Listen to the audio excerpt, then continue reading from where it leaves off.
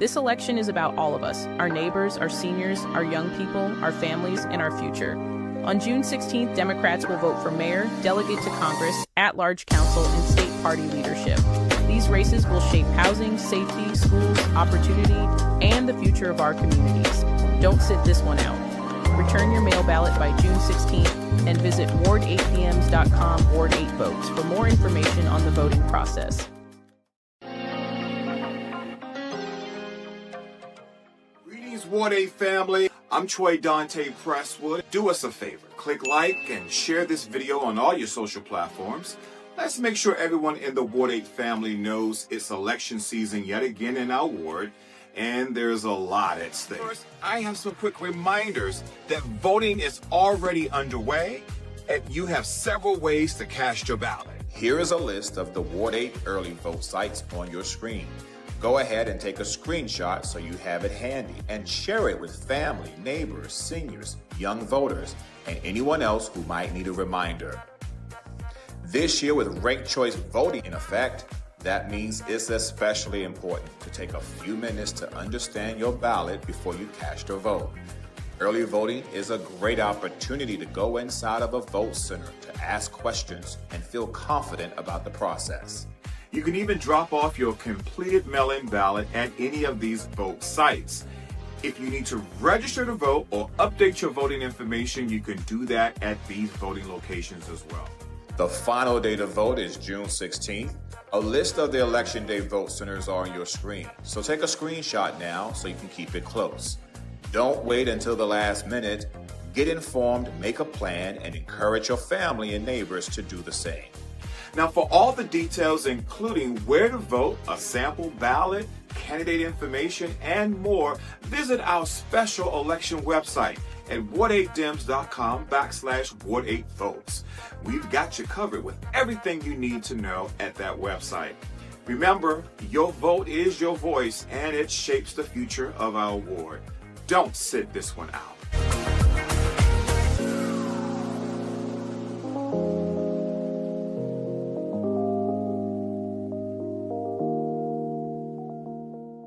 One more time for the people in the back. Good afternoon, Ward 8. Thank you. There it is, right there. There it is. Thank you. Listen, my name is Khalid Barnes. I am currently a freshman, sophomore now at Morehouse College, Ward 8, finest youngin'. You understand me. I'm going to come up here and settle myself. Ward 8 child, amen. Okay? So we definitely want to say good afternoon to each and every one of you who are in the building on today. We thank you for joining us, and we thank you for being a part of what today has to offer, all right? So before we go any further into this, I don't take this moment lightly, okay? I want y'all all to hear what I'm saying, all right? If you in the back, the people in the back, can you hear me? You can hear me. There it is. I heard a one yes. I got one amen. Do I got anybody else in the back who can hear me? There we go. All right, cool. I like that. I love you. So listen, I don't take this moment lightly, okay? As a young person from Ward 8 myself, I don't take this moment for granted because this is where everything shifts, okay? This is where things shift for our generation. This is where things shift for our culture. This is where things shift for our people, all right? Especially here east of the river. Today is a day where it is monumental, all right? Today is a day where it should not be taken lightly, okay? So, for me as a young person who cares deeply about this city and someone who ultimately believes in the future of Ward 8, right? Too often, us as young people, we have to wait our turn. Too often, us as young people, we are told that not now, not yet, we gotta wait. But today is a day that shifts everything about our people. For those who can't vote, it's your time. You got the opportunity to help us and see who we want to vote for in the future, all right? So, we definitely thank each and every one of you for coming. Very quick note, real quick. I want everybody to hear me when I say this. Everybody pay attention. Pay up real quick. Give me one. Give me one. If you're looking at me, give me a one. If you paying attention, everybody in the back. If you in the back, give me a one real quick. One. Thank you. That's good right there. So what I want you to do me a favor. Pay attention. Do not walk in front of the camera whatsoever at all. Do not walk in front of here, please and thank you. We want to ensure this place is blocked off, all right? So with that being said, right, we're going to move forward. Today matters. Somebody shout, today matters. Today matters. I need you to make sure that you lock in, hear what everybody got to say, pay attention to what everybody got to say, listen up, because this is going to make the decision on who you vote for. I don't care who you vote for, as long as you vote. Somebody say, Ward 8 need to vote. You need to vote. I don't care who it is. Okay, we got a good amount of candidates up, but not now. They're going to be up in a little bit. But we got candidates here. They some good people. I don't know much about them. We should see. Because I'm trying to figure out what they got going on with themselves. So we're going to see. Okay, this is my first year voting. So this is my first year voting. I'm glad. Yeah, you better clap for that. This is my first year voting. So we thank you. But without further ado, today I want to bring up the man who got the plan together, all right? The man who job I'm going to take in the next 1, 2, 3, I don't know, we're going to see. But I'm going to take his job, all right? So today is about voter education.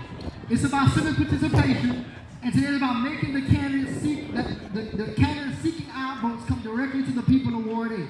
They got to hear our concerns, who we got to say, right?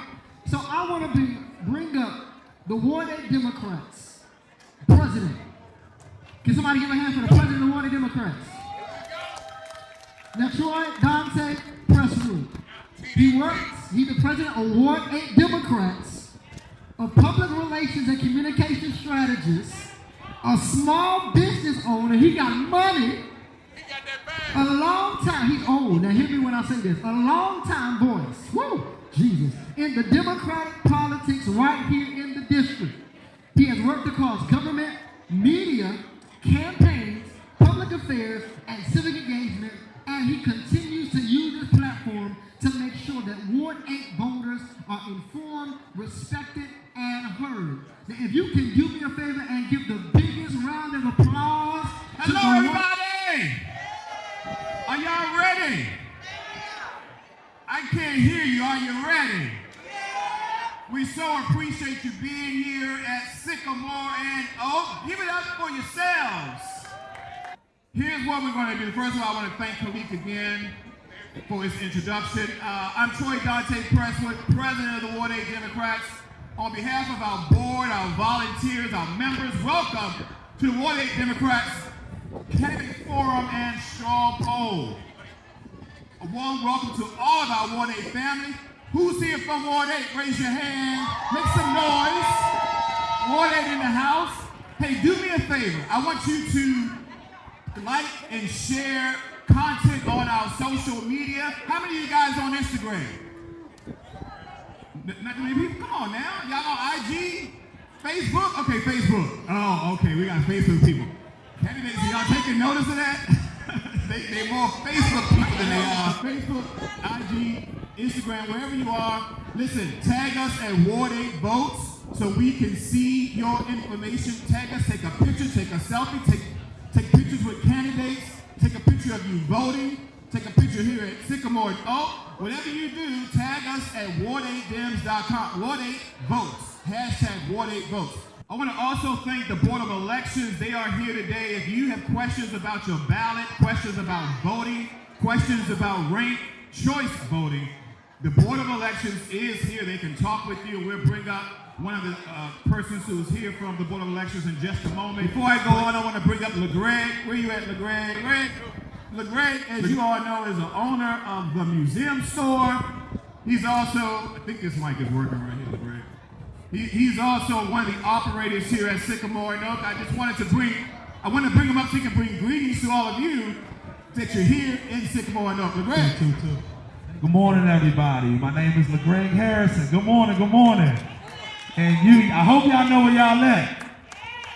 We're on the greatest side of the town. This is the great Ward 8, the heartbeat of the community, the pulse of Washington, D.C. We're in Congress Heights, where I was born and raised in my backyard at Martin Luther King Avenue. I grew up over here my entire life. And right now, you are sitting in a 23,000 square foot mass timber space called Sycamore and Oak. Southside, we outside? We outside, Southside. Listen, we are elated to have you here. Shout out to the Ward 8 Democrats. Shout out to Troy for putting this on. This is so amazing. So 2023, when we first opened this space, 23,000 square feet.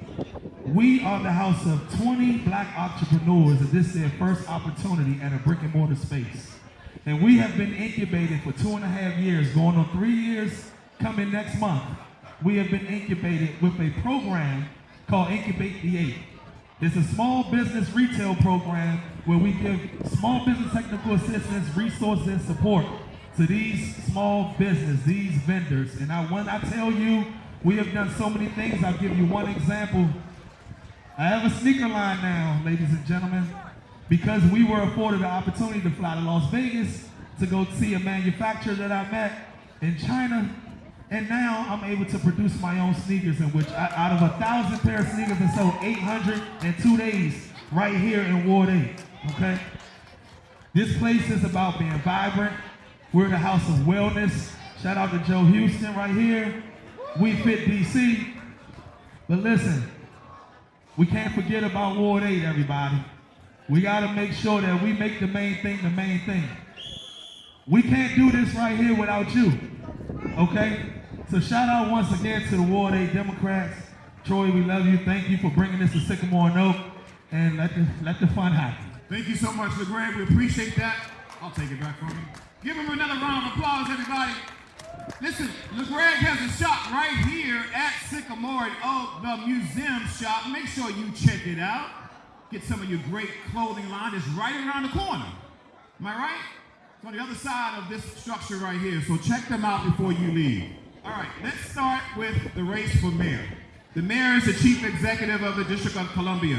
The mayor runs the executive branch, oversees city agencies, proposes budgets, and shapes public safety, manages city services, and sets the tone for how government shows up or how it doesn't show up in people's lives. For Ward 8, this office matters deeply. The mayor's decisions affect housing, schools, public safety, recreation, jobs, economic development, healthcare access, small businesses, and whether these investments will reach communities here in Ward 8 and in the city. This is also a major transition election. Mayor Muriel Bowser is not seeking another term after 12 years in office. That means that voters will choose a new mayor at a time when the city is facing major challenges, and you all know what they are. The Democratic candidates on the ballot include Kenyon McDuffie, Renee Sampath, Gary Goodweather, Janice Lewis-George, Ernest E. Johnson, Hope Solomon, Vincent Orange, and any other eligible write-in candidate, some in which are here today, and they'll be talking with you about why you should write them in or why you should vote for them. So I want to thank all the campaigns because they actually, those who we're here from today on the stage made a donation to our Get Out the Vote efforts. Can you give them all a round of applause for that? It's not easy trying to get people out to vote in Ward 8 because, let's face it, there's some existential challenges that Ward 8 residents are facing. And so voting is the least of their concerns oftentimes. But we have to help them understand that voting is really the start of making something change for them and in their lives. So that's why we asked those campaigns to invest in us, and we are happy for that. So let's bring up our first conversation today with former council member Kenyon McDuffie. Well, thank you so much for being here. Kenyon, first of all, I want to say that you are running to lead this city at a moment when Ward 8 residents feel that the city is changing around them, but not always for them. What is your specific case to Ward 8 voters today? So first of all, let me say thank you to Troy and all the Ward 8 Democrats for creating this forum for us to be able to engage with Ward 8. Let's give the Ward 8 Democrats another round of applause for everything they've been doing to make sure folks in Ward 8 are connected to democracy.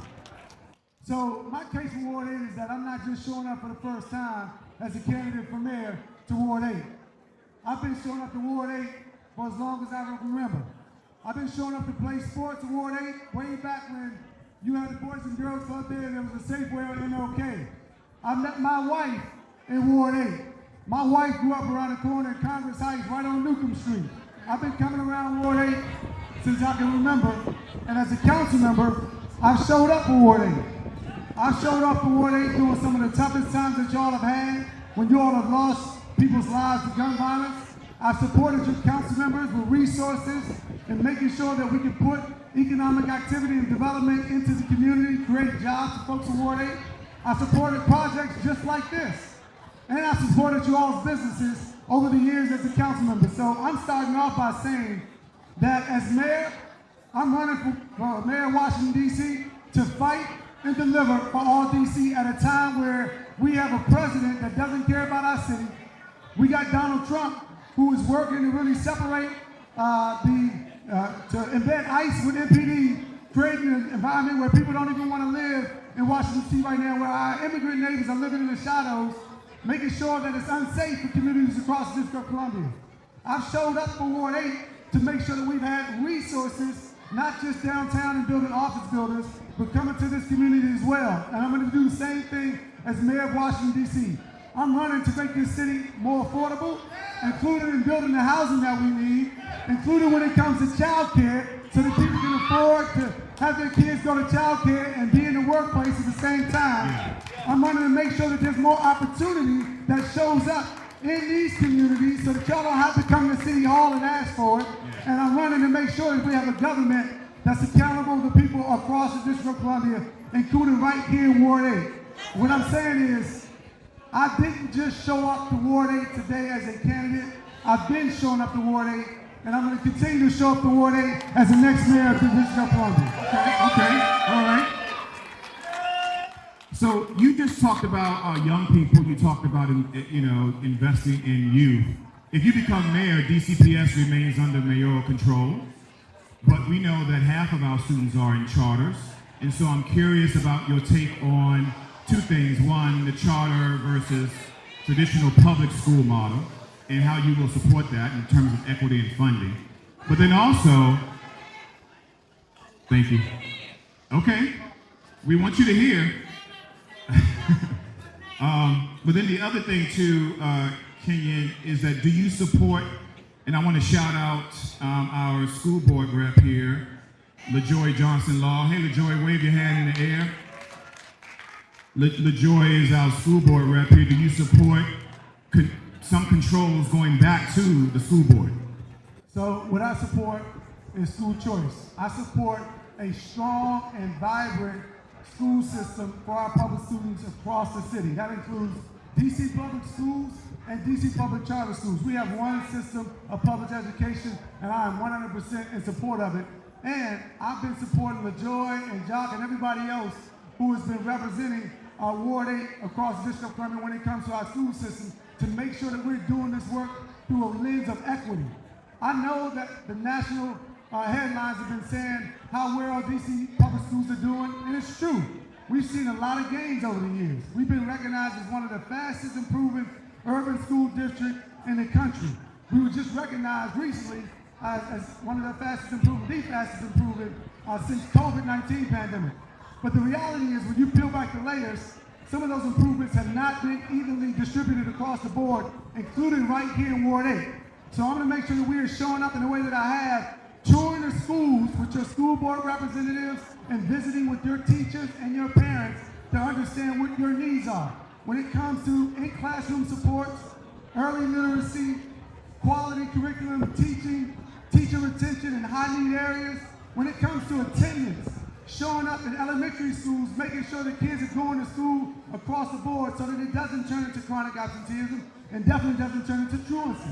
We're going to make sure the resources reach Ward 8 schools, Troy, when it comes to renovating the schools, that you ought to get in everything that you need so that you feel safe on your way to school when it comes to safe passages, just like I've been doing for the last several years, putting resources in the schools and out of school to make sure you get what you need so you can have the best quality schools as any school across the city. But Kenyon, in terms of the school board, are you in favor of returning some controls back to the school board?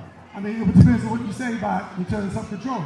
You've heard the arguments. I think this system is a good system, and I support the system we have. What we need is new leadership. I support putting in place a chancellor who's going to show up to Ward 8 regularly and engage with the parents and the students and the teachers and everybody else who is educating our students across Ward 8. I support a chancellor who's going to bring leadership that is really making sure that the resources touch every school in Ward 8 and that things are not inequitable. I support leadership that's not putting all the resources into the front office, but is showing up in the communities across the District of Columbia and working with the school board to make sure you get everything you need. So that sounds like not quite. I support our system of school choice that we have in place. Right. A strong, vibrant, robust DC public school system. Right. School board, though, you're non-committed in terms of returning power back to them. That would be very clear. I support LaJoya and everything that she's doing, advocating for students in Ward 8 and all the work she's doing, particularly when it comes to special education, making sure that the resources go to where the need is, the transportation is where it needs to be, and making sure that our school system is strong. No matter where you live, no matter your zip code, you should have access to a quality education in your community. Okay, let's move on. You have represented Ward 5 and you have served at large for a while now. Your campaign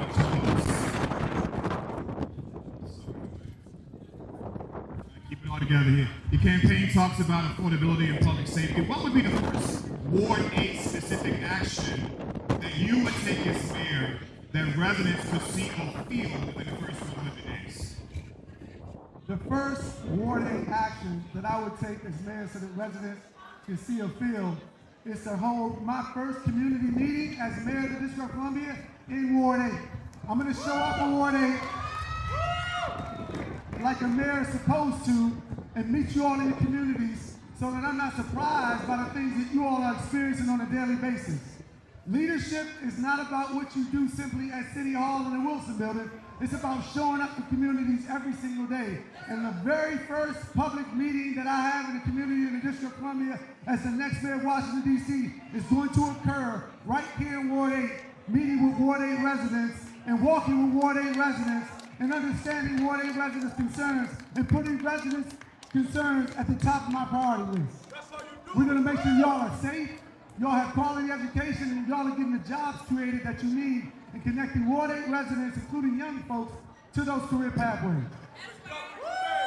So, Councilmember, talk to me about public safety. That's one of the top issues that is resonating here in Ward 8. I know it's one of your issues as well. Many people here in Ward 8 say they want safety that is real and sustainable. What is your public safety plan for Ward 8? Does that include more police? Does it include violence interruption, trauma care, youth programming, accountability? Give me the list. So when it comes to public safety, and the people who are talking are probably not the people that live in Ward 8 who care about safety. Let's be clear about that. The people that are making noise right now don't live in Ward 8. They don't care about safety. Because if they did, they would be listening to what I'm about to say. When it comes to public safety, it's about accountability and opportunity.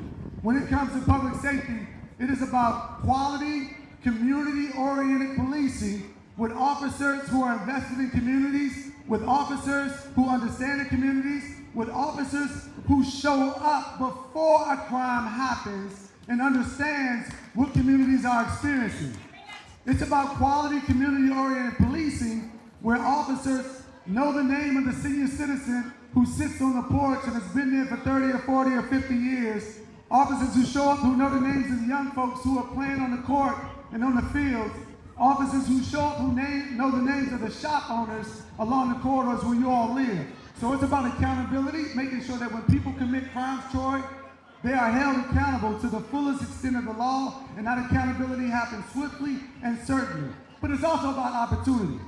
It's also about showing up in neighborhoods and ushering in opportunity in a way that residents can really feel it, in a way that young folks know that they're being seen and they're being heard. I'm not just telling you what I'm going to do as mayor. I'm telling you what I've been doing as a council member, showing up across this city, including in Ward 8, with your council member, making investments in these neighborhoods. When I took over chairmanship of Judiciary and Public Safety, I held a meeting because we were having an epidemic in violence. That first meeting wasn't with people who live out of town. It was with people who were already doing work in neighborhoods across this city, including in Ward 8. That meeting had people like Ron Moten. It had people like Tony Lewis Jr., Silas Grant, Charles Thornton, and it had people like Trayon White before he was even on the council. I've been showing up for Ward 8, making sure that we understand the consequences of what neglect looks like when the government does not show up. I authored the Neighborhood Engagement Achieve Results Act that ushered in a public health-based approach to crime prevention and intervention, established the Office of Neighborhood Safety and Engagement, and embedded community violence interrupters in communities across Ward 8. I made sure that the resources were getting to the organizations that are connected to communities in Ward 8, identifying young folks at the highest likelihood of committing gun violence, engaging them, putting them in a classroom setting, training them up, and connecting them with workforce development and jobs. Public safety is about accountability and opportunity. It's not about showing up when it's time for a campaign. I've been showing up in Ward 8 during the tough times and the good times. So what do you say to voters here in Ward 8 who are concerned about being displaced? Some families here are worried about being priced out of the city. You know, short story, because, you know, I know you from way back when, but I remember Troy and I went to Howard together. We had classes together at Howard. Ain't you? You know. Gotta get it in. Gotta get it in. And your fellow candidate also, HU. We'll talk about that in a moment. But I just want to make sure that, you know, you understand the pressures that folks like myself and others, when we could leave, we can move out to Maryland, Virginia, West Virginia, away from the region now. And so what do you say to voters in Ward 8 who are concerned about being displaced, who are concerned about what's happened with housing? We see rapid, the ERAP program is woefully underfunded. What do you say to that particular issue around housing? What I say is that Washington, D.C. needs a mayor with a real plan for housing. I have a real plan for housing. I have a real plan for housing that's going to build 12,000 new units of affordable housing. It's going to preserve 20,000 existing units of housing, and it's going to build 1,500 new units of family-sized housing so we can also keep families here. What I'm not going to do is tell you something that I cannot execute on day one. What I'm not going to do is tell you that we're going to build 72,000 units of housing when we're never going to do that, because that's a lie. And I'm not willing to lie to you. I'm going to be honest with you. I know that every single resident that lives in the District of Columbia deserves safe and affordable housing across the city. But for far too long, we've concentrated the construction of affordable housing east of the river. What we need to do is build more housing faster across the city so that all neighborhoods are helping to address the housing crisis that we have. That includes building affordable housing in other parts of the city, including west of the park. So I'm going to make sure that we cut down on the red tape that prevents people from being able to build housing in the District of Columbia today.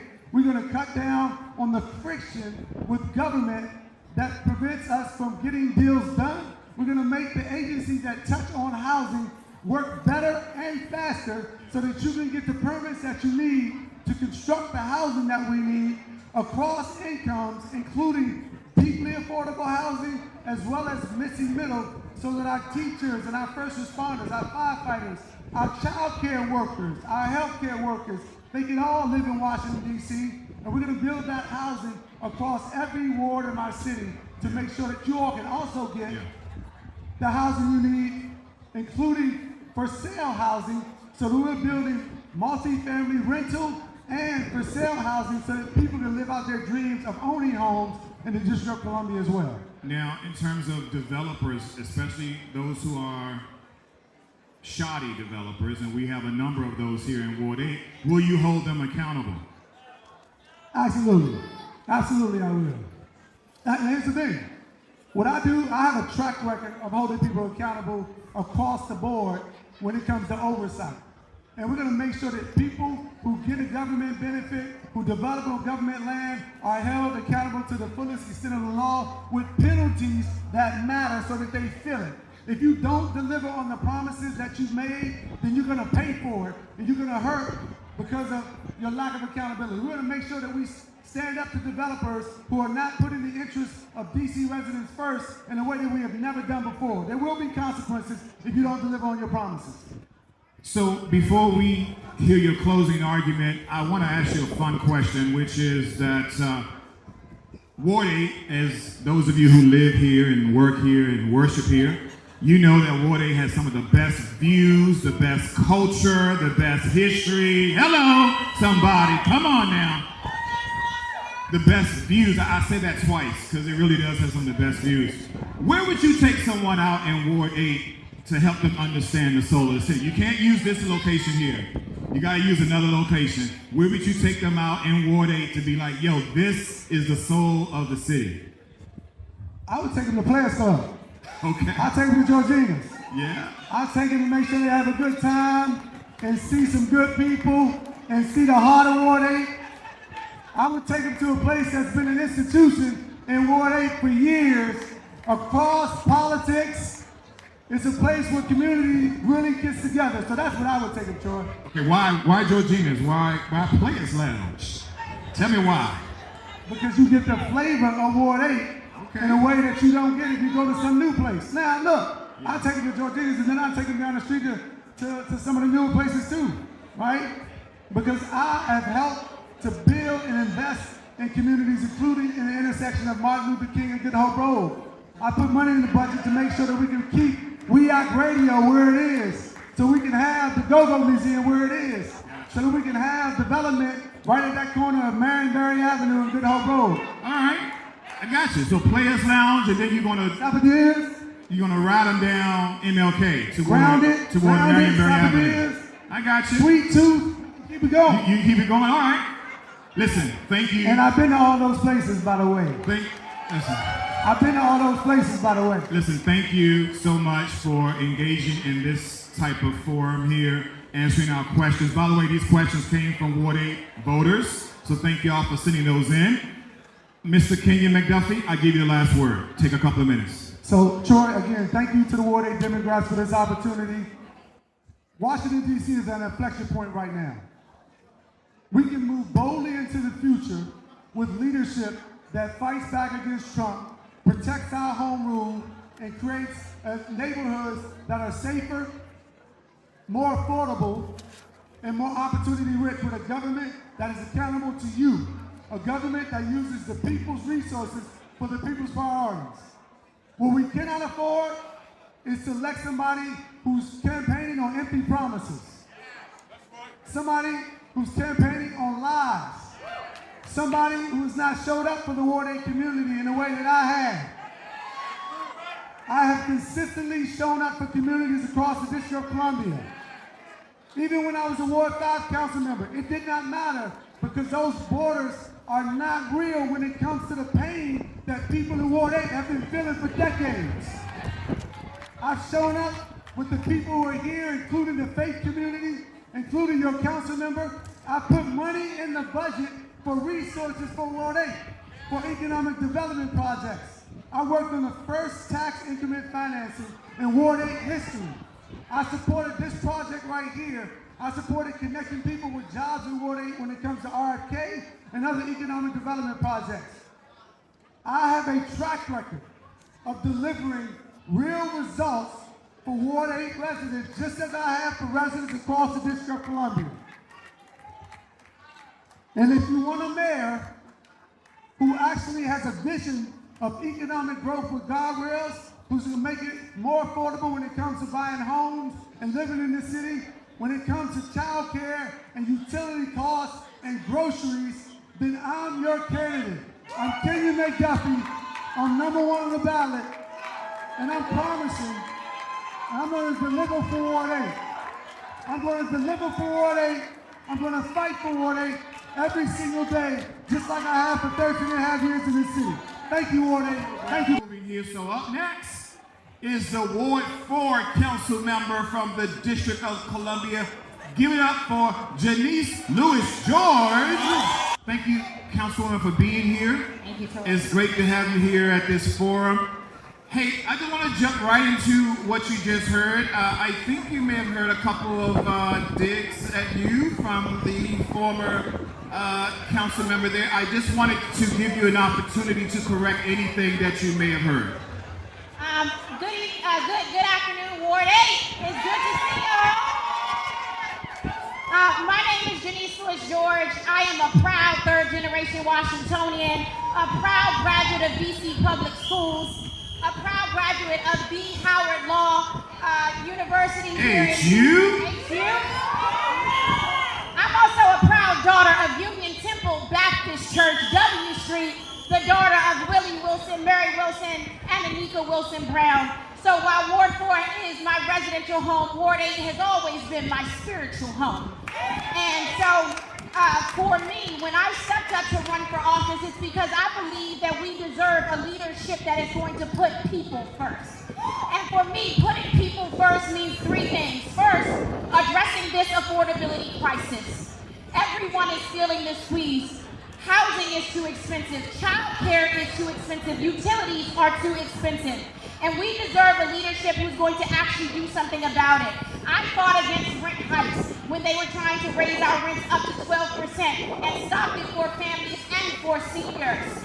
I stood on the line and I have voted against taking away total rights, tenants' rights for families and communities, and utilize those rights to save my family's being home. We need leadership that is actually going to put money in the pockets of working families and Black people. I was proud to fund the Early Childhood Educator Pay Equity Fund so Black and brown women got the money they deserve. That's money going in their pockets. I was proud to fund the first earned income tax credit, the first basic income of its kind, where we put money in the pockets of working families. So you can trust me to stand up for affordable DC. We also need leadership that is going to address Trump and stand up for our community.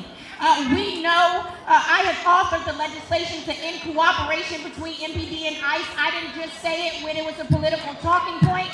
I was about it before that. I have stood on the ground in my community protecting Black, Eritrean, and Ethiopian residents who have been under Trump's attack and our Latino residents who've been under attack. And you can trust that I'm going to show up and fight against Trump because unlike Mr. McDuffie, I'm not taking Trump donor dollars. In fact, Jeff Wall is Trump's top attorney, and he is one of Mr. McDuffie's top funders. And he still hasn't given those Trump donor dollars back. Do not be dissuaded. I'm ready to stand up for our Black youth and not demonize them and use Republican talking points to arrest our Black youth and disrupt our Black families right here in Ward 8. Well, you can also trust me as the People First Mayor to show up for this community because I remember me and Councilmember Trayon White when Anacostia Gray water system was turned over and the Early Childhood Center was closed. It was me and Councilmember White who stood at Anacostia demanding DGS to make a change. When Ballou HVAC system was not working, we went to Ballou and stood in the halls to make sure that our young people had our schools. Every elementary school in Ward 8 has been left behind. We went up there and said the HVAC has to be on, the doors have to be locked, right? So we know that we can have a mayor that puts people first in this city. Okay. And it's about time that we have that level of leadership. That's why I'm running. A true daughter of the district who's actually delivered for working families and working people, especially right here in this home of Ward 8. In Ward 8, all right. So, Council Member, you mentioned this, I want to bring this up. So the city is facing an adversarial relationship with the federal government right now. It is unprecedented. I was talking to some of the elders the last time I can foresee this happening. We had the control board back in the 90s, of course. That's right. But before that, we're talking about maybe a good 40 or so years when we had the commissioner-style government.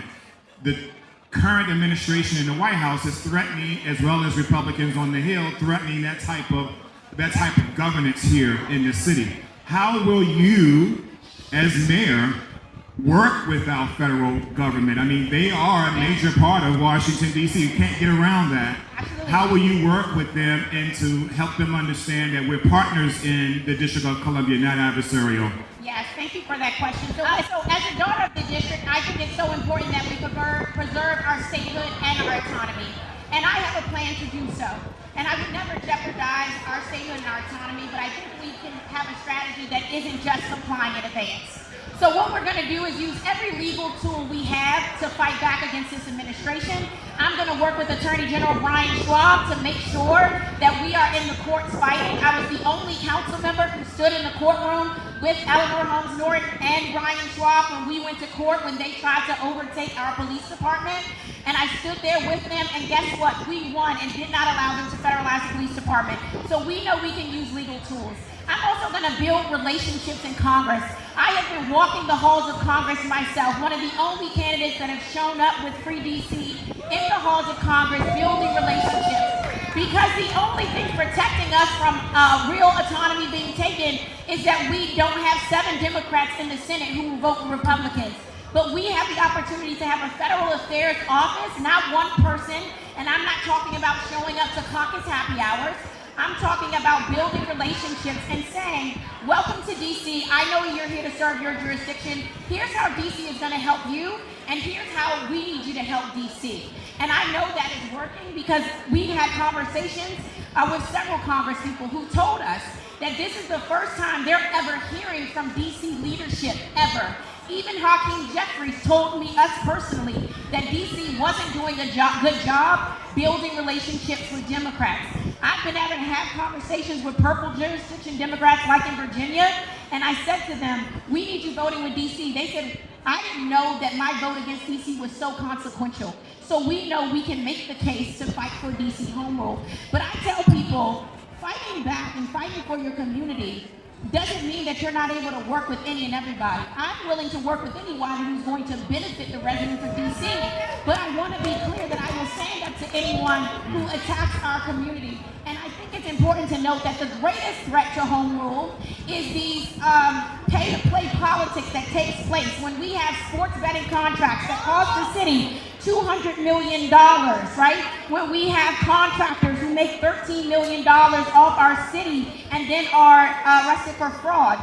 We know that the mismanagement under the Business and Economic Development Committee, that level of mismanagement on the mayoral level is the greatest threat we actually have to autonomy and to a control board coming back. And so I want to just get you on the record here. Obviously, when Trump 2.0 came in, Mayor Bowser went and met with the president down in Mar-a-Lago. If you become mayor, will you meet with Trump either in Mar-a-Lago or at the White House? I am not meeting with Trump in Mar-a-Lago. That's a no, right? I'm here to serve DC residents, and I'm staying right here in Washington, DC. But I will meet with him in our city, in the White House, and have a conversation with the administration. And I will let him know where our lines are. Our black youth, I will not negotiate and demonizing our black youth. I will not jeopardize our black seniors being able to stay in this community. I will not jeopardize home rule and autonomy. But if you want to work on something, Mr. Trump, federal land in the district, we can build on those things, right? We have the opportunity to make Union Station actually a regional transit hub in this city. We need him to develop Union Station and create over 6,000 jobs for DC residents. So if he wants to help us build and he wants to help us create jobs, then that's where we can meet together and use our federal land to create housing, to create art and creativity and music, and to support DC residents with safe places and green spaces. As I said, Ward 8 is home to a lot of families with children that attend both public and public charter schools. How will you as mayor support both sectors? Will you work to integrate them a little bit better or not? And then also the same question I asked to your opponent, which is about the school board. LaJoy Johnson Law is in the back. She's listening very closely. Yes, absolutely. She's out. If you don't know who she is the Ward 8 school board representative to those of you who are new to Ward 8. And so I'm curious, they've been asking for a little bit more control. Would you work with them to do that? Yeah, so education is one of the most important issues, and it's not been talked about enough. While I've shown up to every education forum because I wanted to know it was important that education was an issue I care about. And in addition to being all my roles, my greatest role is that I am Pierce's mother. And I look at that as I look at my 19-month-old son, I know that I'm gonna have to make choices about what schools he goes to. And I wanna make sure that he has options as a young black student in this city, no matter where he lives in the city. I want him to have options to education. So I think in our city, we have done a lot in education, but there are areas where we need to improve. On day one, I'm going to attack chronic absenteeism. Because guess what? If we can't close math and reading gaps if our children are not in school. So we have to deal with chronic absenteeism. I'm going to set one office responsible for chronic absenteeism so we don't have 5 different agencies doing it. I'm also going to implement home visiting, right? Because that's how you create accountability with parents and accountability with students. So if young people are not in school, that means we're showing up to your home and saying, why was your child not here, parent? And child, why were you not here? And if they need support and help, we're going to connect them to our amazing collaboratives. Ward 8 has the best collaboratives, some of the best collaboratives in the city, the Far Southeast Collaborative. We're going to connect those families to be able to get the connected services they need. We're going to address special education. We have failed, and I mean double F failed, in providing special education to our students here in DC. We rely on a reactive system. We make it so that families have to go to court and sue the system so they can get actual services through their individualized education plans. And let me tell you how that hurts families. Because what I saw when I was at OSSI as an assistant general counsel there was that families in other parts of the city had enough money to afford lawyers. But families in other parts of the city don't have money for lawyers. You shouldn't have to be wealthy and have a lawyer for your child's individualized education plan to be met. So my plan is going to be investing dollars in our special education teachers and our general education teachers getting the training they need to actually supply special education services and actually giving them the planning time and the concrete support they need in class and out of class to be able to deliver on students' individualized education plans. That is an area. But here in this ward particularly, we have 2 issues that I think is important. We have a middle school gap in this community. Ward 7 and 8 deserve middle schools that have the same supports and services as every other middle school. So to me, we have to address that, and government has to create a middle school for the families here that have STEM programming and singing programming and language and diversion and bilingual programming. And so I want to address the middle school gap, especially for these families, and I want to give our high school students at Anacostia and Ballou the opportunity to do what students other parts of the city do, to be able to get associate's degrees at Trinity University and Howard University and GW. And I also want to partner with labor. We're going to make it so that unions can come into the schools as early as 6th grade and connect our young people to jobs in the trades. So that way, at 6th grade, they see the opportunity ahead of them, and they don't jeopardize their opportunity by making bad life decisions. So in those ways, I want to be an education champion for our young people, and you can trust me to do that, because as facilities chair, I've gone to every ward in this city and made sure that our facilities were where they need to be, and I've shown up to every education oversight hearing for the last 6 years, because it's an issue I care so deeply about, and I can't wait to be a champion for all of our students, whether they're in DC Public School or DC Charter School. They all deserve the same investment and attention and real leadership. You built your brand around progressive policy and structural change. Ward 8 residents often hear big promises from city leaders. We're used to hearing that. What would you say to a skeptical Ward 8 voter who is in the House today about how your plans will become real for them in their neighborhoods? Yeah, I want to say this. Oftentimes people will talk about what they want to do, what they can do, what they should have done. But I believe, as my grandmother would say, right, you got to believe who people are by how they've shown up for you in the past. And I have been here on the ground supporting our Ward 8 families. The reason why I put money in the pockets of Black and brown women early childhood educators, because they were underserved. But many of the child care centers in Ward 8 have also been underserved. And when we put money in the pockets of their educators, we also made it a viable opportunity for those child care centers to grow. I was able to make sure we put money in the pockets of working families, the first basic income of its kind through earned income tax credit. People are getting that money right now every month because of those actions, right? When I did facilities work, I showed up at the schools and I didn't talk to the principals, I talked to the custodial staff, and they told me how the city had failed them. But what I want to be clear in this moment is, it is important that people have been told for years that things are not possible, that plans are not possible, yet they make it possible for everybody else except residents in Ward 8. And they want you to believe this lie right now. That she has plans, but she can't get them done. Every plan I have set to do in the council, I have gotten done. My bills have actually been passed, funded, and implemented. The early childhood educators, the earned income tax credit family guns, those babies have been waiting for those baby bonds for years. That bill was never funded. We gotta be clear about who has actually had real impact. And I want you to know, people will say all of these things, but if they are bought and paid for by Trump executives and Pepco executives and union busters, they are not going to stand up for you. And so you need to choose people who are unbossed and unbossed and unafraid to have the moral courage and the clarity in this moment to stand up and actually produce results for people in the Councilwoman, thank you for that response. Councilwoman, actually, I wanted to go back to my previous question. I'm not sure if you answered. Maybe you did. I may have missed it.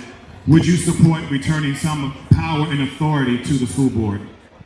Oh, I think we need to be collaborative with the school board, and they do need to have some more input and more power within our city. Okay. Now, I believe the chancellor should still report to the mayor because we have some work to get done, and we can't change the overall system right now, but we got to tackle special education, chronic absenteeism, the middle school gap, closing literacy and math gaps in our city. But I do believe that our school board should have a say in who our superintendent is. And work with the Office of State Superintendent of Education to make policies that impact young people. So I was proud to work. I'm proud to work with LaJoya Law. I've been proud to work with Carlene Reed. I want to hop to the final question here, but thank you. I just wanted to make sure that I got you on the record on that. Yeah. Okay, so here's the fun question before your closing statement. Yeah.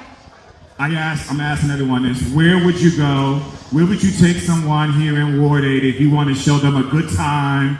If you want to show them the soul of the city, where would you take them here in Ward 8? Okay, well, first y'all need to come to church, Union Temple Baptist Church.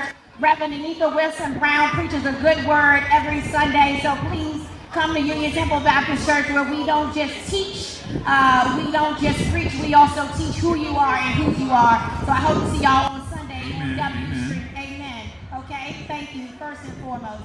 I want to see people go to Frederick Douglass House. The reason I want people to see the Frederick Douglass House because oftentimes the story of Ward 8 and Anacostia is one that people lack. This is not a community that lacks. This is not a community that isn't brilliant. This is not a community of poor people. This is a community of rich people, rich in love, rich in community, rich in ideas, rich in power, rich in policy, rich in people. And I'm tired of this. And I'm tired of the story of Ward 8 being a woe is me. The story of Ward 8 is a story of power. It is a story of standing up. And the Frederick Douglass House really embodies that because Frederick Douglass tells us one thing: power concedes nothing without a demand. Absolutely. So Ward 8, Frederick Douglass has given you your mission. Concede nothing without a demand, and demand more from this city, and demand more from your leaders. Well, Councilman, you walked us into your final statement. Please talk to the Ward 8 voters as to why you should be selected as mayor. Yeah. Well, Ward 8, people got their ballots in their hands. And there has been a lot of conversation about who is ready to lead. And I want you to understand that when I stepped up to run, I stepped up from a place of frustration and anger like many of you. Because I got a chance to run for office because I was pissed off that this city had left and displaced so many Black and brown DC residents. I felt it when my mother, a graduate of Cardozo High School, a postal worker here in this city, was no longer able to afford to live in our houses. And I got tired of people talking about gentrification and displacement as if it was something that just happened out of happenstance. I want y'all to know what has happened in our city didn't happen by happenstance. It was people who got in places of power and made decisions about policies. Some of those policies like TOPA rights, where they took away leverage for Black families to buy houses and took away leverage for Black tenants to be able to stand up against landlords. Those are the type of policies my opponent has voted for. But then we'll say, I stand with DC. You gotta watch, not what people say, but what they do and the policies they put in place. And I'm okay to stand on my record of putting money in the pockets of black and brown residents and workers when they told me, and every single time they told me it was impossible. When I ran for office, they told me she can't win, and I won and made it possible. They said we couldn't have librarians in all of our schools, and I found the money and made it so we had librarians in all of our schools. They said we couldn't do a universal basic income, and now we have an earned income tax credit, putting money in the pockets of people. They want you, they are running this election on Republican tactics, which is to create fear within you. I want you to know, Ward 8, God didn't give you a spirit of fear, right? And when we go into the polls on June 16th, I need you not to go with that fear. I'm a former prosecutor. I know what it takes to make our community safe. There's going to be accountability and responsibility. There's also going to be prevention and intervention work too. I'm the only one who has actually done criminal justice work in this city, and I know the solutions are in this room with the people in this room. So don't let them leave you in a place of fear. I'm ready to fight to make the city affordable for all of our DC residents, to make utilities affordable. And I have a plan. They said she don't have, how's she gonna do it? I told them how I was gonna do it. Then they said, how is she gonna pay for it? I told them how I was gonna pay for it. They have now run out of things they can say about this daughter of the district, because I have a plan to actually do it, a plan to actually pay for it, and a record of actually planning and implementing and getting things done. So Ward 8, I'm asking you to walk into these polls not in a spirit of fear, but a spirit of hope and redemption, because we deserve a mayor who understands that our black seniors deserve a place in the city they built, that our black youth have more promise than they have told on national news, that our black government workers, our teachers, our educators, our nurses, our social workers deserve a mayor who's going to give them the benefits they have worked for and they deserve. So that is what I'm asking you, Ward 8, to see this daughter of the district as someone you should be proud of, because it is the people in this room, it is the teachers in this city, it is the people and the leaders I've watched, and I believe a better DC is possible. And together, we are going to make a people-first DC happen. Janice, before we bring up our delegates, I do want to bring up, he's running uncontested, as is the representative, Franklin Garcia, but also Senator Paul Strauss. They're going to give you about 30 seconds each. I think it's important that I have an opportunity to personally ask for your vote, whether I'm running with 10 names on the ballot or 1 name on the ballot. I'm not taking anything for granted. Representing this community is one of the most important honors I've ever had, and it means the world to me to be able to continue to serve you. And so, listen, we don't whether I'm uncontested or hotly contested, I need your vote. I'm asking you personally, and if I'm lucky enough to get it, I'll know I've earned it. And I'm also honored to serve with Franklin Garcia, who's going to be our next shadow U.S. representative. Thank you very much. All right, thank you so much. When I say D.C., you say statehood. D.C. D.C. Thank you so much for having us out here. This is a beautiful venue, a beautiful place. I've always said that if you want to have a good event, you always come out to Ward 8, because this is where it's happening. Thank you so much for your leadership, Mr. Presswood. Thank you so much. Folks, I'm not new to the fight. You know me, I've been around, I did this before. We managed to get it passed twice, not once, but twice in the House. We're going to do it again.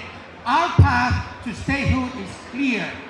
Elect more Democrats and we will get there. Is that clear? Are you with me? Are you with me? We're with you. We're going to get there, folks. We just need to make sure that while people like me who are not running against other people are going to invest this time in supporting our folks throughout the nation to go out and be and win seats as a Democrat. That's what we're going to do. People in Texas, in Pennsylvania, Virginia, all over the nation, we're going to get there, and we're going to make sure the Democrats get elected, because that's our path to statehood. Thank you so much. Franklin Garcia, let's do it. Thank you so much. All right, I want to just remind you all that the Democratic candidates for mayor include Kenyon McDuffie, Renee Sampath, Gary Goodweather, Janice Lewis George, Ernest Johnson, Hope Solomon, and Vincent Orange, as well as any write-in candidates that there may be. All right. Moving on, delegate to the U.S. House of Representatives. This is one of the most important races on the ballot, especially at a time when home rule and local democracy is under attack. The delegate is D.C.'s voice in the U.S. House of Representatives and really in Congress. The delegate can introduce legislation, serve on committees, debate, build coalitions, advocate for federal resources, fight for statehood, and defend the district when Congress attempts to interfere in our local affairs. But D.C.'s delegate does not have a final vote on the floor, and that is the injustice at the heart of this office. For more than almost 35 years, Congresswoman Eleanor Holmes Norton has held this seat. Will you join me in just giving Congresswoman Norton an applause, a round of applause? She has fought for DC residents in a way that you can only imagine. She's fought for statehood, federal workers, civil rights, and local self-determination. With her retirement, though, this race represents a generational shift. The candidates on the ballot for the Democratic delegate are Kenny Zelezny,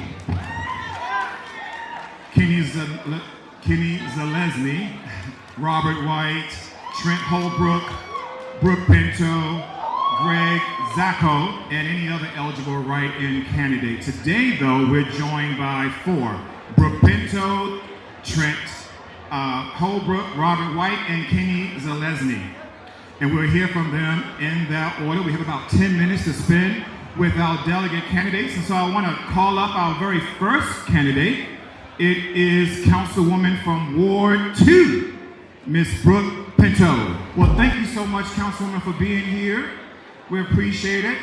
And I also want to just remind everyone that those who are appearing on stage did in fact donate to the Ward 8 Democrats Get Out the Vote effort. So please thank them when you see them out in the gallery.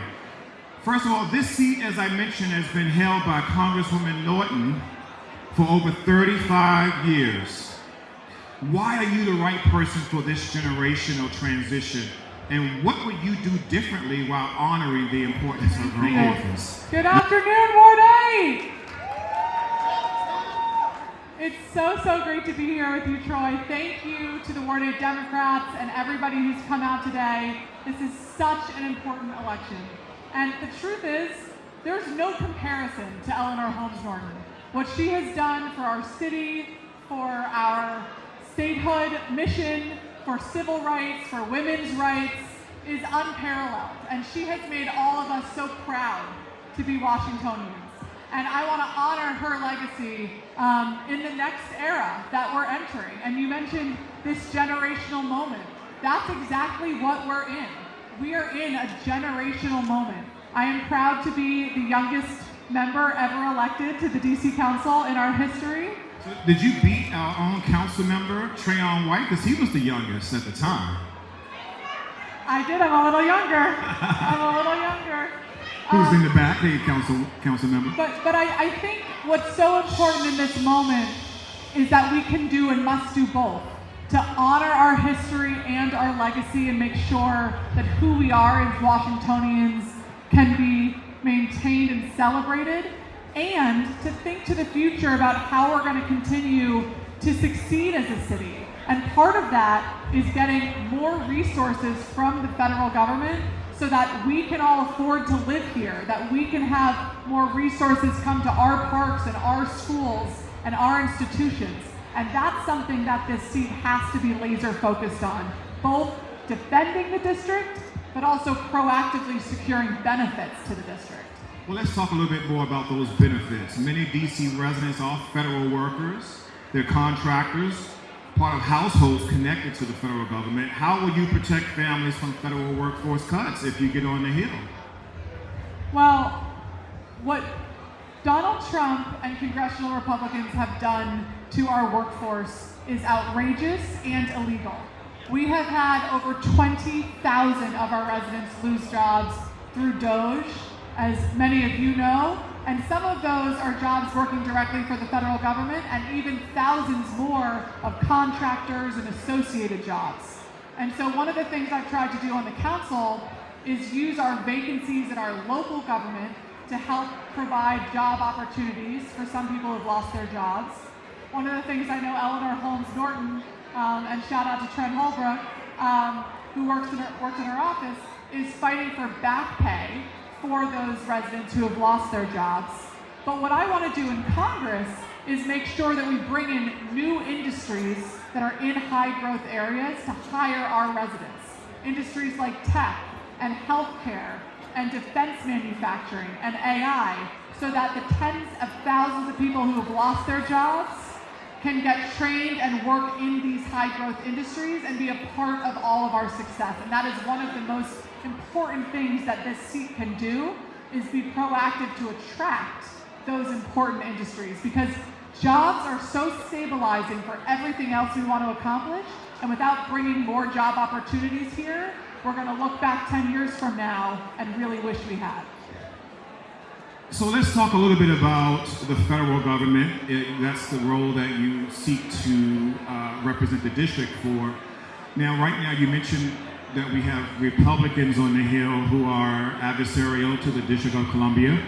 We also have an administration that has been adversarial to the District of Columbia. How will you work with Republicans on the Hill as well as the White House to ensure that DC doesn't get stampled on? And before you answer, I'm going to ask once again.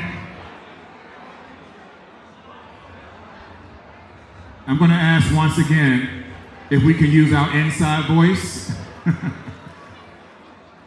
Thank you. Thank you.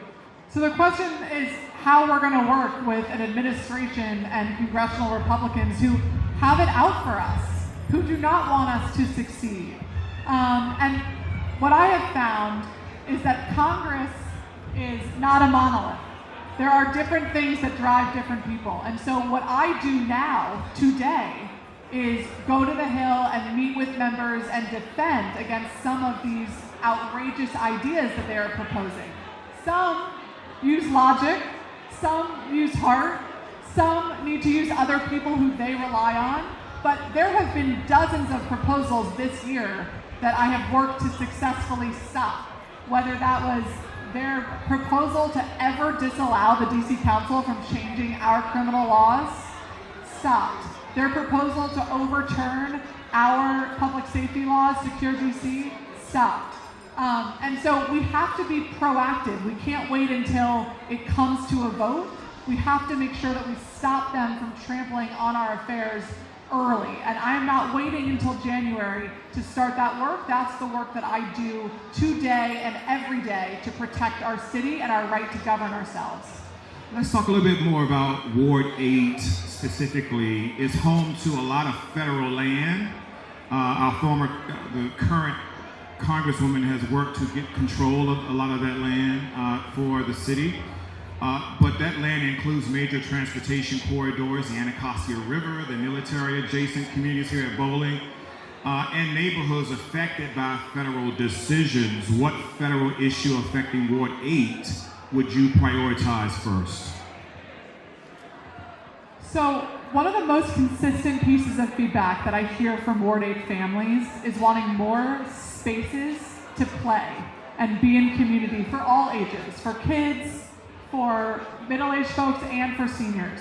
And one of the ways that I want to use this position to accomplish that is to transfer more of our federal park land to district control with funding so that we can use our park land and make sure it's properly maintained and that it's safe and enjoyable and a great place for all of us to be.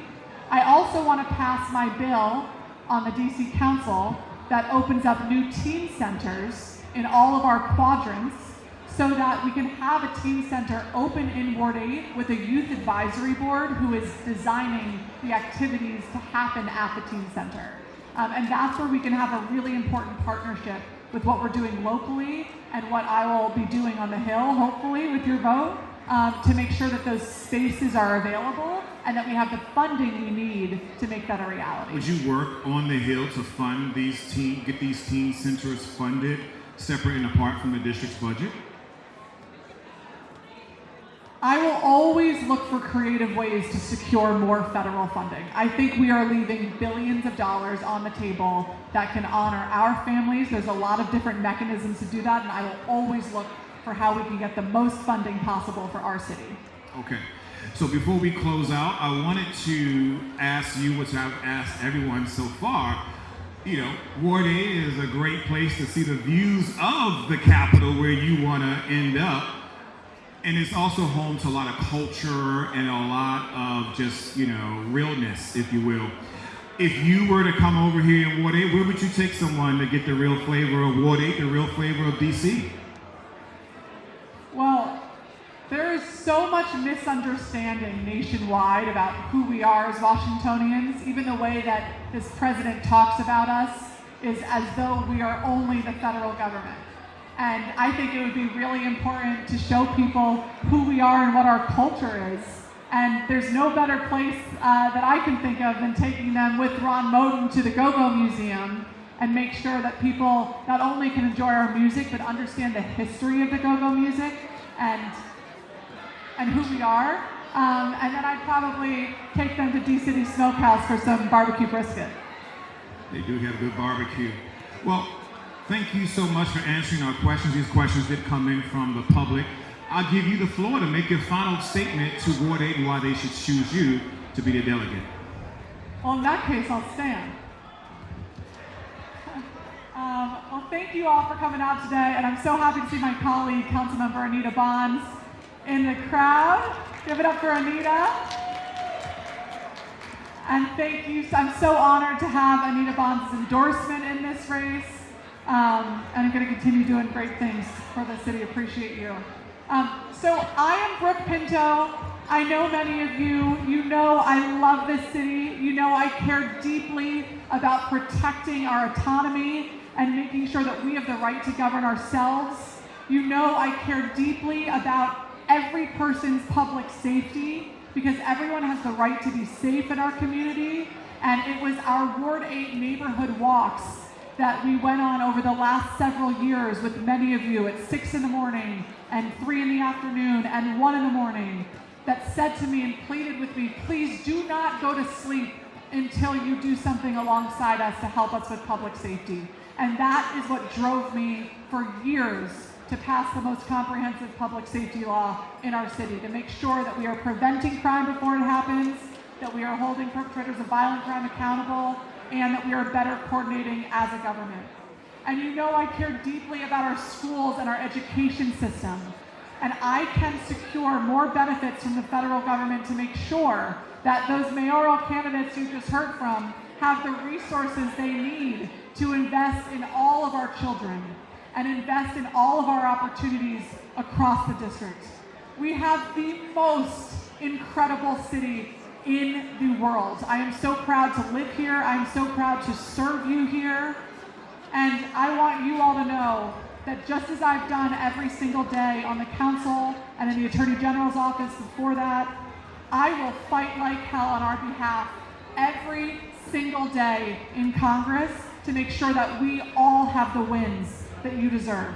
And so you might not have agreed with every single policy that I fought for on the council, but you know we fought and we won to get those passed.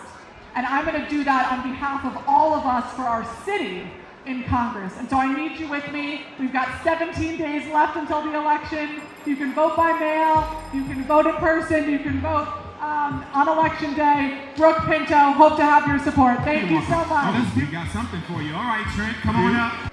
Thank you again for being here. Let's remind people you are running for the delegate to Congress for the District of Columbia. That's the seat currently occupied by Eleanor Holmes Norton. You have a very unique relationship with Congresswoman Eleanor Holmes Norton. Why don't you start out telling us that? Sure. Well, thank you so much for hosting this event. Thank you to everybody for being here. So I worked for Congresswoman Norton for the past 8 years. And I was on the front lines of every single major federal fight for DC's future, working side by side with her.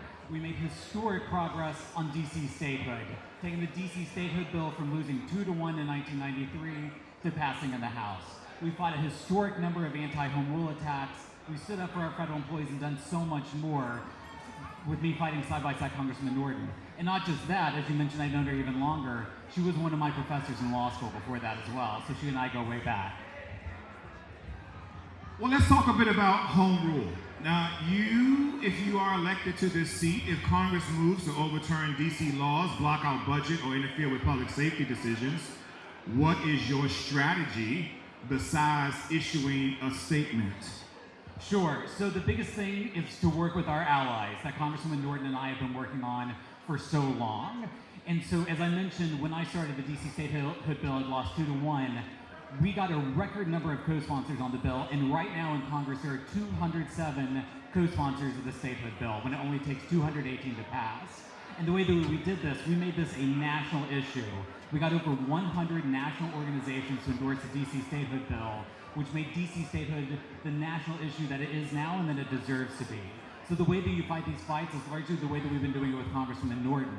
You engage with those friends, you engage with your colleagues in Congress, you engage with those 100 national organizations, you engage with DC residents. I will say one of the most effective things that we saw in Congress was whenever Congress was trying to cut DC's local budget by $1 billion, we had school children going up and saying, we don't want to lose our teachers and have our teachers fired. And so having DC residents with all those great groups is incredibly effective. And so that's what I would do, is continue to work with those allies, just as I've done for the past 8.5 years. Well, let's talk about statehood again. So every candidate that's running for this seat supports statehood, obviously. What would you do, to continue to build that coalition that the Congresswoman has done over the past 35 years with Republicans, by the way, in order to continue to progress the cause of statehood? That's exactly right. And I'm the only candidate in this race who has done that for the past 8.5 years. And what you do is you use every single opportunity available to advance the cause of DC statehood. So if you have Trump that does something horrible and crazy to DC, as you see way too often, you stand up to it. But you also use those things to gain momentum for DC statehood and for DC home rule. So for example, whenever President Trump cleared Lafayette Square, whenever we had January 6th, we used that opportunity to pass in the House for the first time ever the District of Columbia National Guard Home Rule Act, which would give control over the National Guard not to the president, but to the mayor where it belongs. And so you use every single opportunity, whether it's good or bad, to keep making this the case for DC statehood and for DC home rule. Yeah. Let's talk a bit about federal safety, public safety rather, and civil liberties.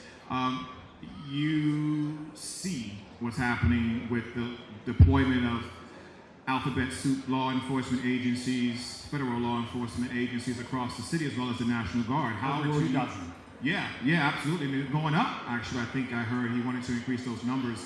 How will you really work with the federal government to decrease these, this law enforcement stature and posture without jeopardizing public safety?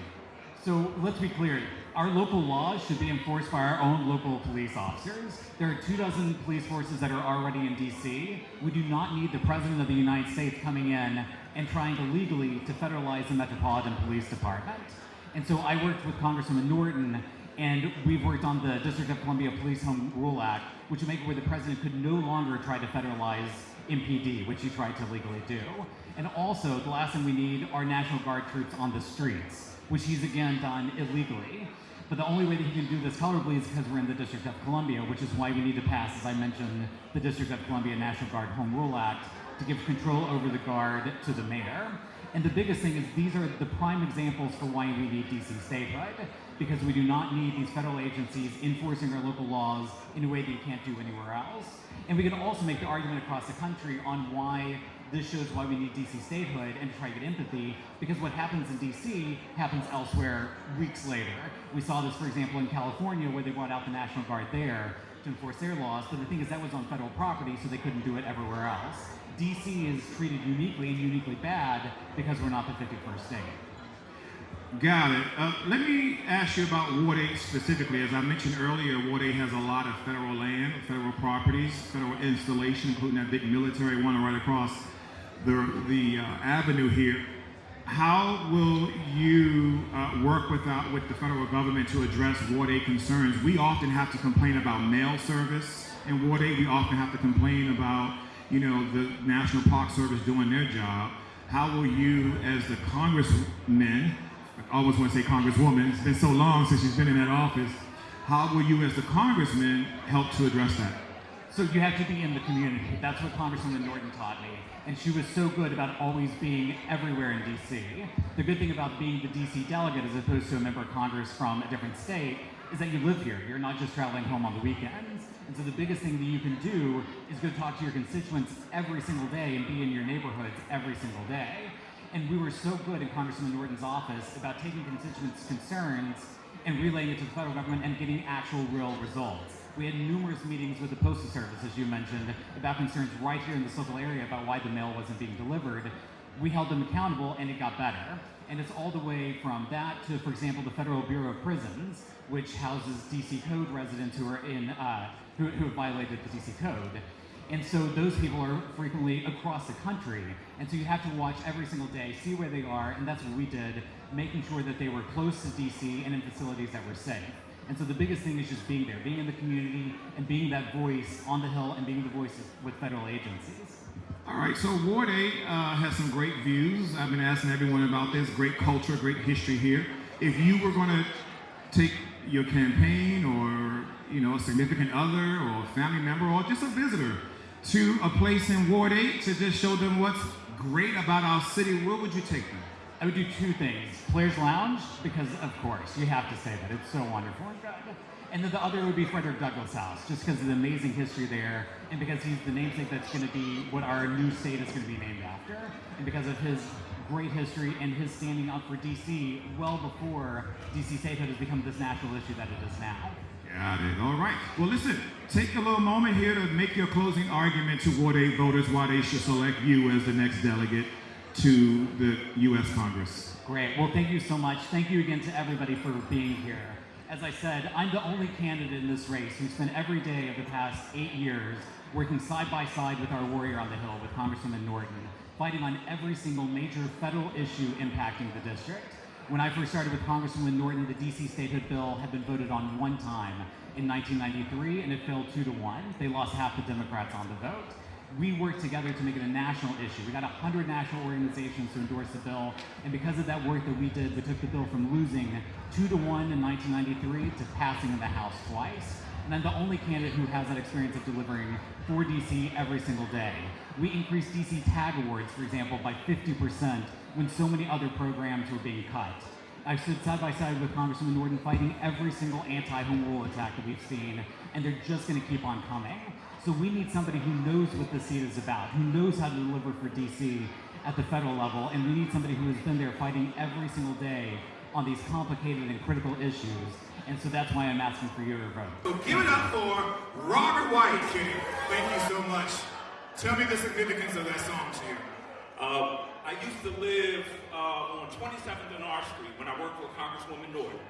That was when Obama was running for president, and I worked for Illinois, and I drive from Southeast to the Capitol, and I would just play that song. That would get me ready for a long work day. I'm going to put on for my city and Congress. I love it. I love it. Great song right there. Well, first of all, I'm going to start off with the question I've been asking everyone running for this seat, which is 35 years for Eleanor Holmes Norton. Talk to me about the significance of this generational change here. You also used to work for Congresswoman Norton, so talk to me about that relationship. And if I'm not mistaken, were you the first out there to say you were running for that seat? Or one of the first? Okay. I was the first to declare. Okay, gotcha. My plan this time last year was not to run for delegate, but I've seen what the rest of us have seen, which is that there's a real chance that we won't have a mayor or council much longer if we don't have somebody in Congress fighting this fight. But we are also in an intersection of history. Books will be written about this time because we are either going to go the direction of protecting democracy or in protecting black people and black communities, or we're going to have Trump and these Republicans run over us. So I realized that this is the seat that I need to run for. Now, I'll close with this. When I lived in Southeast and started realizing how inequitable things were in the city, and that I was thinking about leaving for office to run for Congress, nobody knew my name. Nobody knew who I was. Yesterday, Congressman Jim Clyburn endorsed me and said, Robert is the future of black leadership in our country. And so we have come in a phenomenal long way, but I'm excited about this fight. Well, we hope that he can keep his seat because they're trying to redistrict him out of his seat in South Carolina. But that's a good deal right there. Talk to me a little bit about your vision around home rule. If Congress moves to overturn our laws, block our budget, or interfere with public safety decisions, what's going to be your strategy? We can't just issue a statement anymore. We have to actually take it to the streets. We need action right now. So there are a couple things that are really important about my vision for this seat. One, I'm going to raise this to a seat that has a national profile. People across the country cannot support an issue that they don't know about. So across the country, people are going to know me as DC's delegate. They're going to know DC and how we are disenfranchised.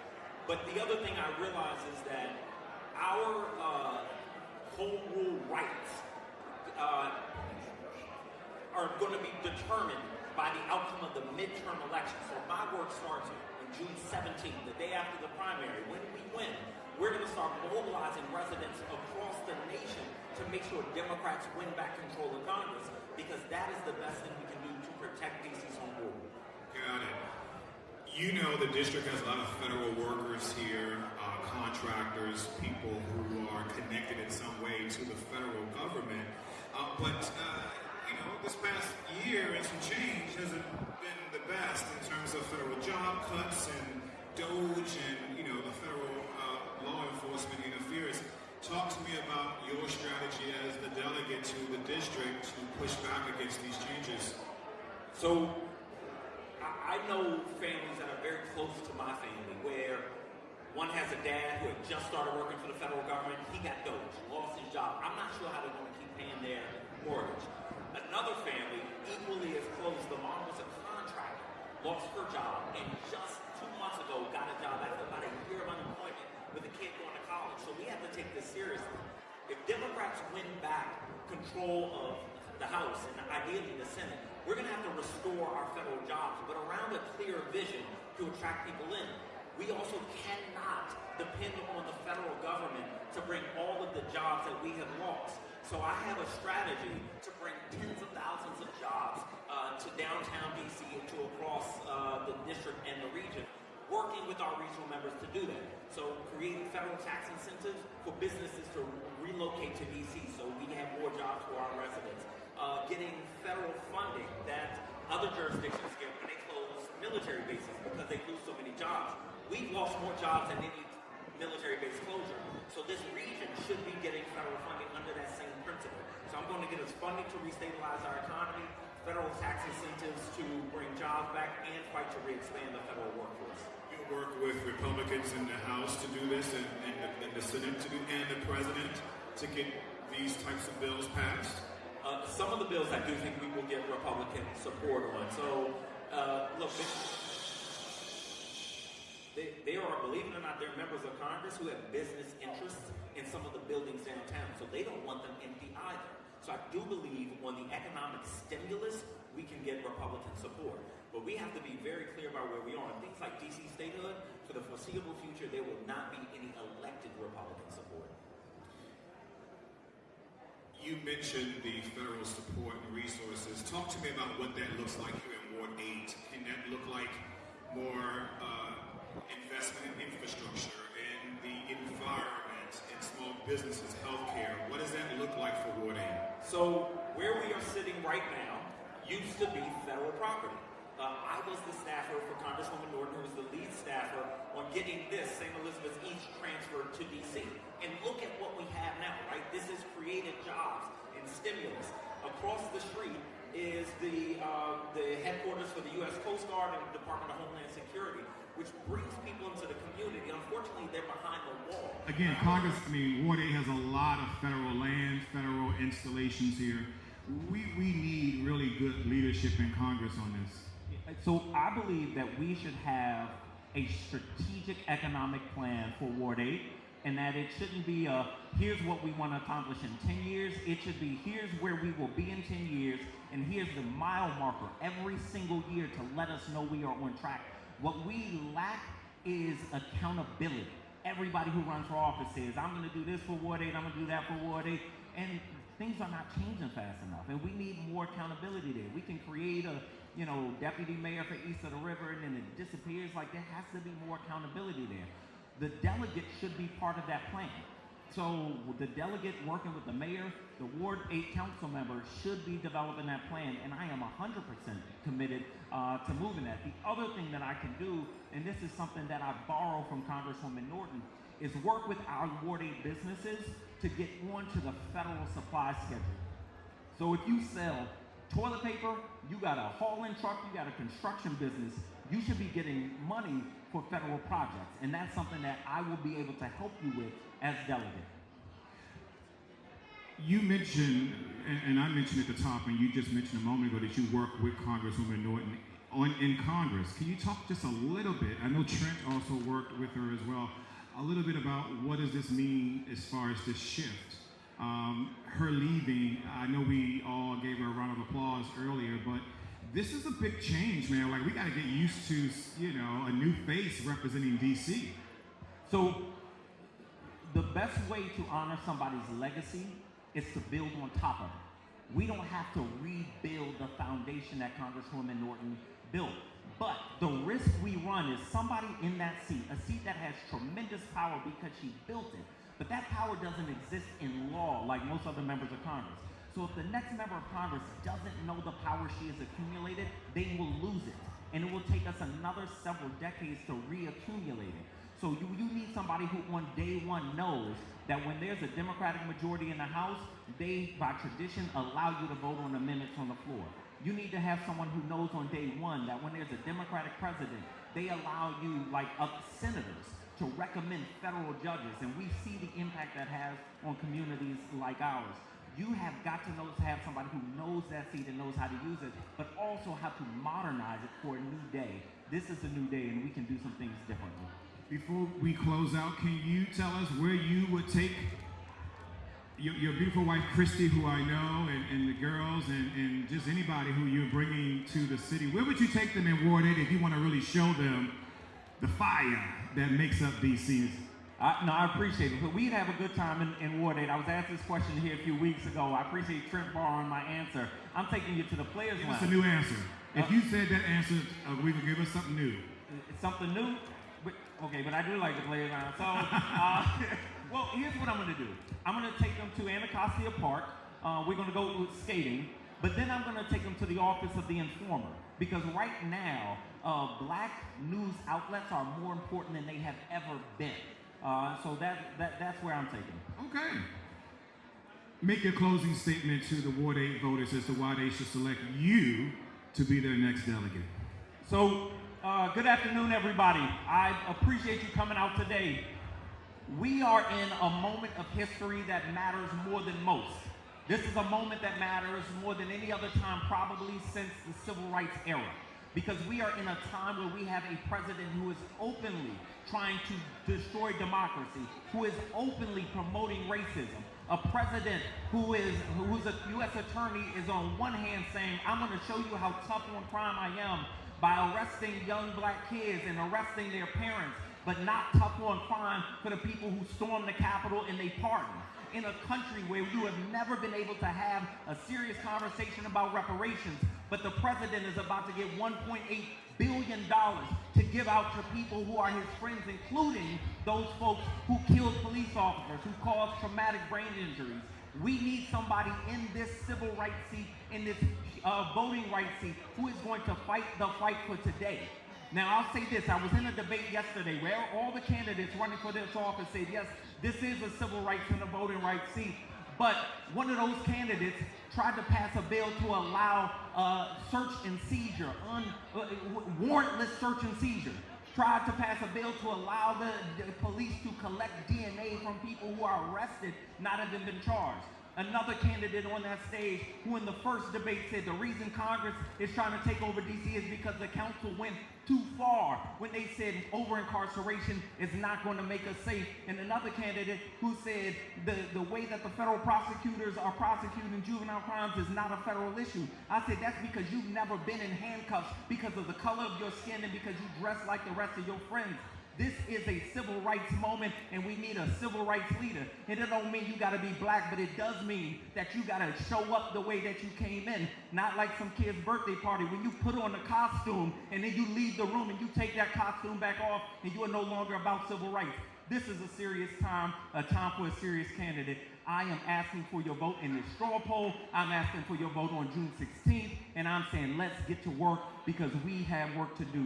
Thank you and God bless. Also running for delegate to the U.S. House of Representatives is Kenny Zalesny. Bring her up now. All right. Well, thank you so much for being here. And again, we thank all of our delegate candidates appearing on stage for donating to the Ward 8 Democrats GOTV efforts, including you, candidate Zelensky. So let's get started. I've asked everybody this question so far, and it is about this generational shift that's going to happen in the U.S. House delegate seat for D.C. Eleanor Holmes Norton is retiring after 35 years. Speak to that legacy and also why you are the right one to replace her. Great. Thank you, Troy. And hello, Ward 8.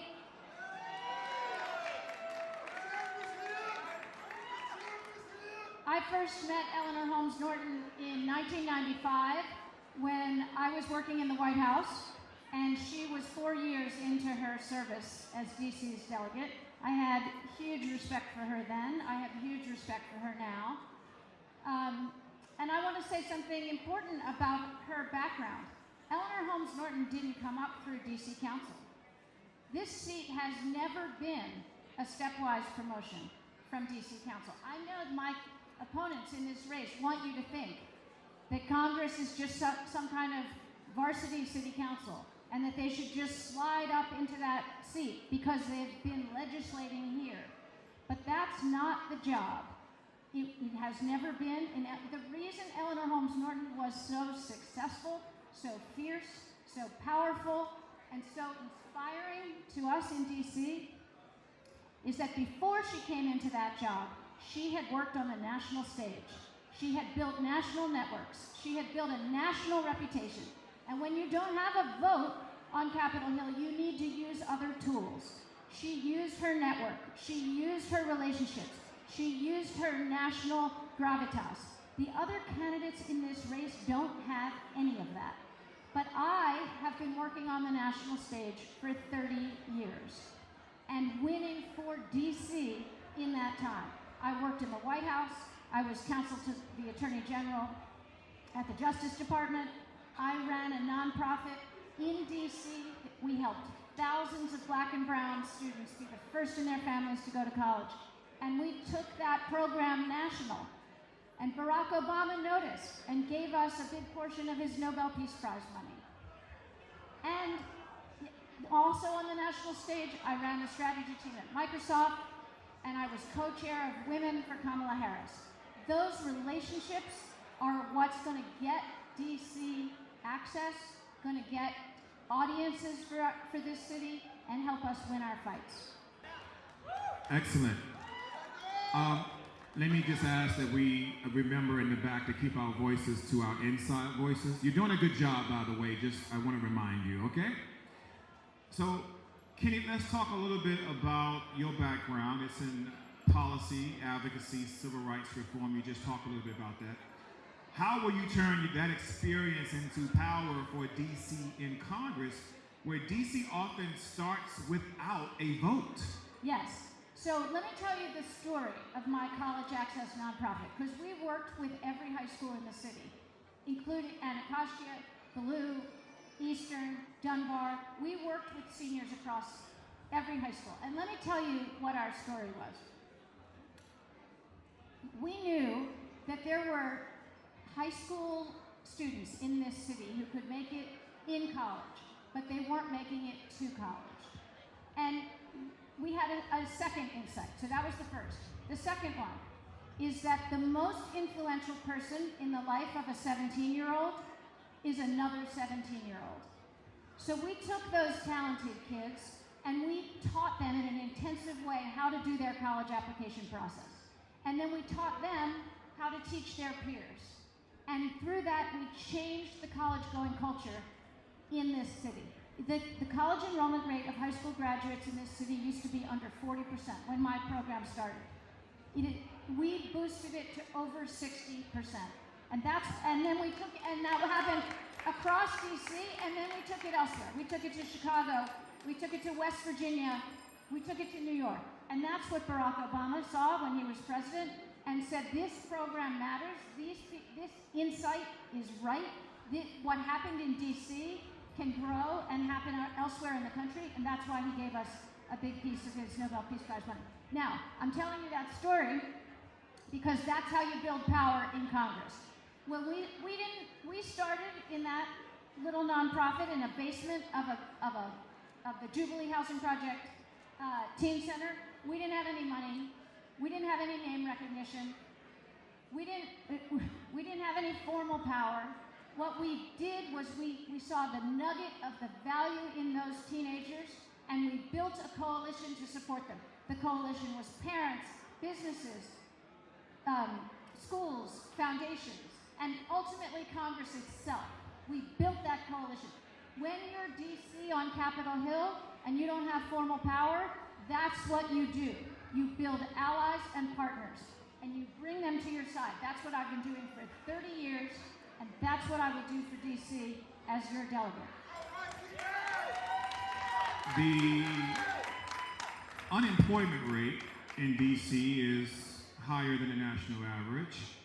The unemployment rate in Ward 8 is about double that, and then the unemployment for black people is above that number. And so I'm curious if you were to get in, black people here in Ward 8, I'm curious if you were to get into this seat, how will you use that role as the delegate to push for more funding, more opportunities, job training? We need the cavalry here. Yes. Kenny, and so what will you do in that seat to get people to get investments in the people right here in Ward 8? Troy, the reason those numbers are so high is because this city has suffered a deliberate, malicious, frontal economic attack by our president and the MAGA Republicans. And it's not a coincidence. They have deliberately tried to dismantle all the progress of the civil rights movement.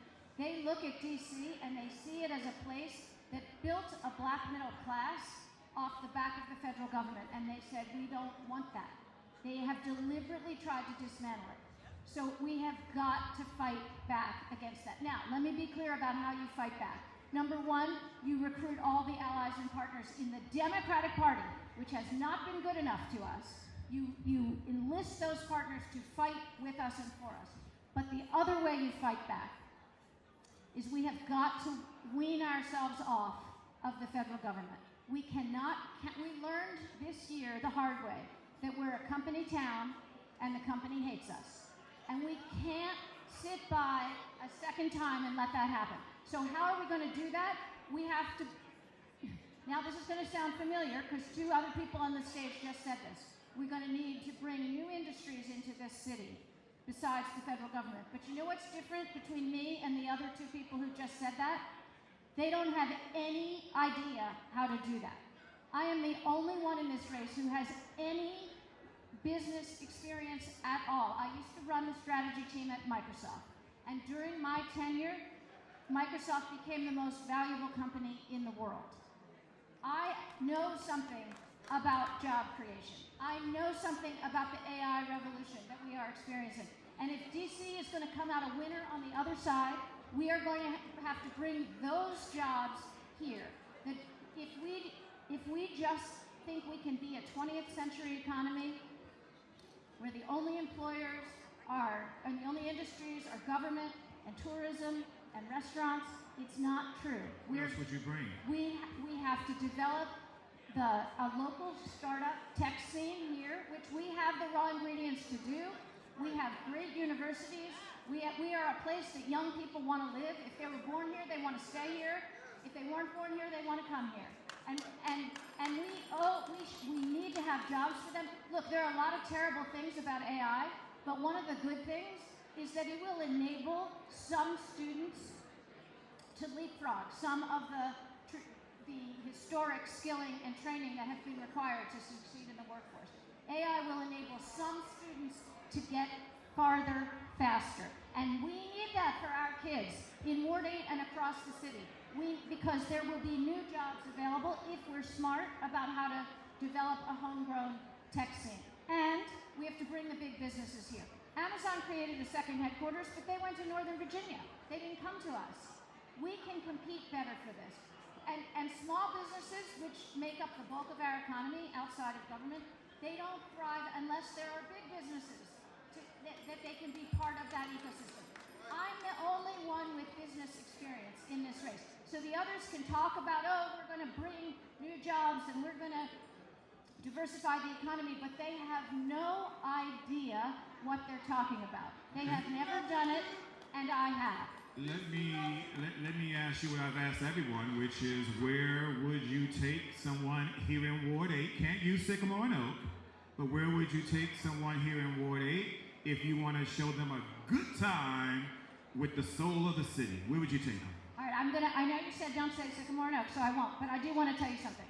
I was first in this race. I know you asked Robert if he was, but he was not. I was the first one to get in this race. Thanks for clarifying that. Okay. On July 21st, 2025. On July 22nd, the next day, I came right here to Sycamore and Oak. This is where I launched my campaign. And on that day, I met Jamar Gage, who was working at that juice bar, and we became friends, and he became my very first campaign supporter, and he is still one of my biggest fans, and I'm so glad to see you, Jamar. So I do come here, and I have the best and fondest memories. But any place else? Yes. All right. I would take my... And very quickly, because I got to get you your final statement. Mama's Kitchen for some pizza, and we'll go have a picnic in Anacostia Park. All right. Well, Kenny, thank you for the chat. I'm going to give you the last moment here to make your case to D.C. voters, Ward 8 voters, as to why you should become the next candidate or the nominee for a delegate to Congress. All right. Thank you, Troy. Look, to me, there is one question that should be in the minds of Ward 8 voters and voters across this district. And here's the question. Do you want everything to be the same, or do you want change? Do you want to just go in a straight line in the direction we're heading, or do you want something new? Because if you want the same thing, if you want the unemployment rate we've got, if you want the crime rate we've got, if you want the oppression by the federal government, then stick with the DC council members who are already part of the 16 people who run this city. And just keep on promoting them to a job they're not qualified for. But if you want something new, if you want new business opportunities in this city, if you want someone who has real and deep and widespread and long-standing relationships with the people on Capitol Hill who will do something for us, then vote for me. I am number one on the ballot, not only in this race, but the entire ballot. Open up your ballot. The delegate race is first. My name is first among the delegates. So the very first name, Kinney Zalesny, you can't miss me. I ask you please to rank me number one on June 16th. We can make a big difference in this city, but not if we just keep recycling the same people who've been leading their whole careers. It's time for something new in this city, and I have the political and the business relationships that can make that happen. Thank you. Thank you, everybody. Kenny Zalesny. This election is about all of us, our neighbors, our seniors, our young people, our families, and our future. On June 16th, Democrats will vote for mayor, delegate to Congress, at-large council, and state party leadership. These races will shape housing, safety, schools, opportunity, and the future of our communities. Don't sit this one out. Return your mail ballot by June 16th and visit ward8bms.com/ward8votes for more